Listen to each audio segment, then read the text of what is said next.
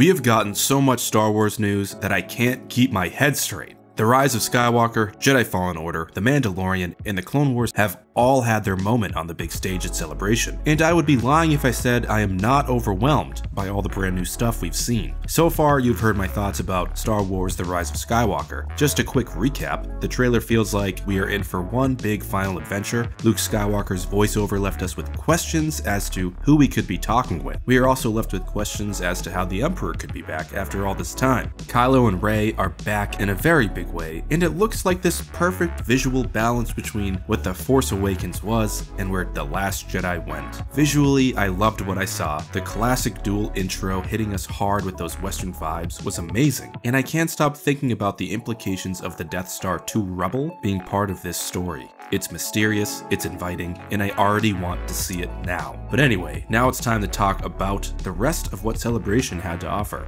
Jedi Fallen Order. Now, I know I'm not much of a gaming channel here, but I do like playing video games casually, and this has been something that I've been interested in for quite some time. The trailer was dark, there are 3 rules to survive, don't stand out, accept the past, trust no one. I loved the hook in this intro. The main character, I'm probably gonna say this wrong, Cal Kestis, is a Padawan on the run post Order 66, and this is a time period that I love to think about personally. A lot of people still throw shade at the prequels, but aesthetically, they are phenomenal, and this reeks of that retro future Attack of the Clones, Revenge of the Sith aesthetic that George Lucas created. I like being in this world again, if you will, even if eventually, towards the end of the game, it might shift. At least that's my assumption. Seeing Cal casually hanging out at a bar while we see 2 Imperial stormtroopers was a perfect little moment. We see Purge troopers, Inquisitors, Cal using instances of the Force at times of great struggle. It feels like the game has a lot of weight. For me, I felt like the Battlefront 2 campaign was a huge letdown. It sort of jumped all over the place and had no real purpose. This game looks like it will have some awesome stakes, and on top of that, we are in for what sounds like a really good Star Wars story. Thank God. Hopefully, we do get to see some gameplay soon. I'm really hoping for that. Moving on.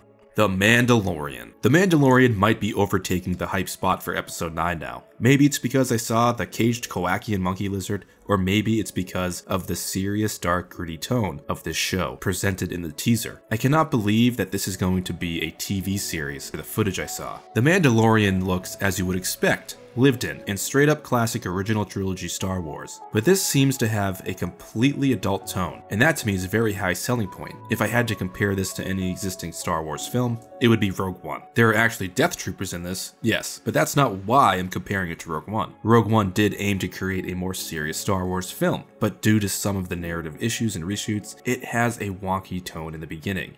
It's all over the place. The Mandalorian seems focused in the dark and gritty from what I have watched. But my god, we saw some dark Jawas, an IG series droid going on a rampage, Death Troopers, Imperial remnants, TIE fighters, hand-to-hand combat. It was a lot. The creatures I saw looked like they were all plucked out of the cantina scene in A New Hope, and most likely that is by design based on some of Jon Favreau's own words, having been completely captivated by the cantina scene when he first saw Star Wars. This show will be a huge deal for the future of the franchise. I have heard that there will definitely be Legends tie-ins, which is great for those parts of the fandom who feel left in the dust. I was never much of an EU person. Sure, I have a lot of Legends material, but I did not read everything. The other big selling point for me as well is how new, yet unmistakably Star Wars this all looks. We need some new stories to sink our teeth into, and as Jon Favreau said, this takes place 5 years after Return of the Jedi in a time you have never seen. Even crazier, and I can't really believe they are doing this, they are utilizing tiny models and filming with motion control to get an authentic Star Wars ship in flight look,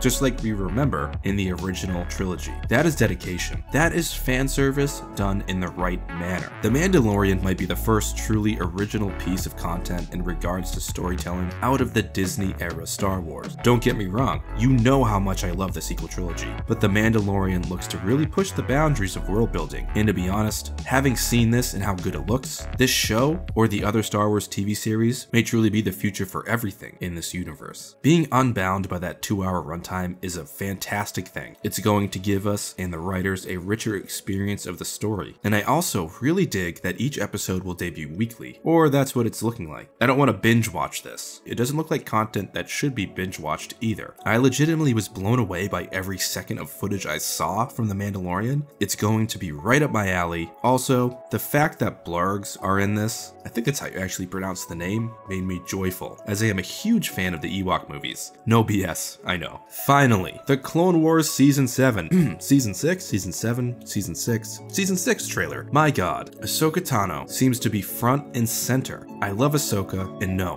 not because of the Clone Wars, because I really began watching that when Rebels came out. My first time with her was Rebels, which made me go back and watch the Clone Wars to learn about her and Anakin's relationship. I love their bond, and her story and how she was betrayed by the Jedi is fantastic. Seeing her and Anakin in the teaser was exciting, and I'm really enjoying the new design for the main characters. It's got a bit of a facelift. Maybe it's only me, but everything looks to have a more realistic rendering to it as well. The short clip of Mace firing on battle droids was really great looking. If I'm honest, the Clone Wars are the prequel films I wish we got. The teaser essentially looked like a movie. It seems to have more of this mature tone that the live-action series has. And the worlds we go to in the teaser are beautiful. Filoni is a master of his craft. In my opinion, he has yet to put out anything bad. I loved Rebels, I loved watching the Clone Wars late in the game, and after watching this little teaser and all the little clips, I am amped up for the conclusion of this series. Another big thing for me as well is that they did mocap fighting performances for this season, and I'm not sure if that happened in the past for the Clone Wars, but either way, the fact that they went to that level for realism in the show is really telling of their commitment to really wowing us and giving us something special.